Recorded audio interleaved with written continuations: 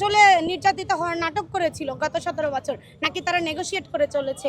তার বউরে নিয়ে মানে দেশ বিদেশ ট্যুর করতেছে। সবচেয়ে বেশি নির্যাতিত কে হয়েছে? বিএনপি সবচেয়ে বেশি নির্যাতিত।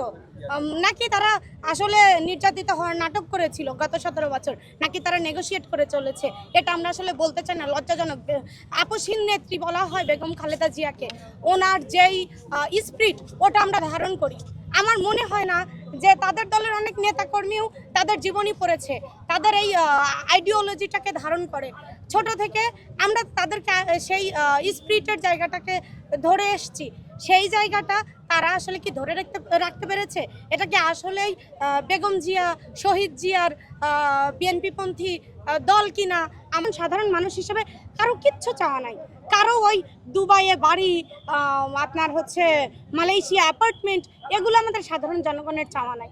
অন্তত এই চাওয়াগুলো যেহেতু নাই, তাহলে আমাদের যে জুলাই সনদটা বাস্তবায়িত যদি হয়, তাহলে এই ধরনের যে প্রত্যাশাগুলো সাধারণ জনগণ রেখেছে, ইনশাল্লাহ সেগুলো পূরণ হতে পারবে।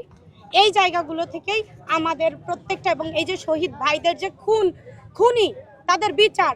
এখন আপনারা খুনিদেরকে কি করতেছেন? তাদেরকে জামিন দিয়ে ঘুরে বেড়াইতেছে তারা বাইরে। আমার নিজ জেলা পাবনা জেলার হচ্ছে একজন খুনি, তার বউরে নিয়ে মানে দেশ বিদেশ ট্যুর করতেছে। দুর্দান্ত হচ্ছে কি বলে ব্লগ ভিডিও করতেছে। তো এইটা যদি আমার দেশের সরকার, যারা শহীদদের রক্তের উপর দিয়ে এসে যেই ক্ষমতায় বসছে, সেই সরকারের সময়েও যদি আমাদের দেখতে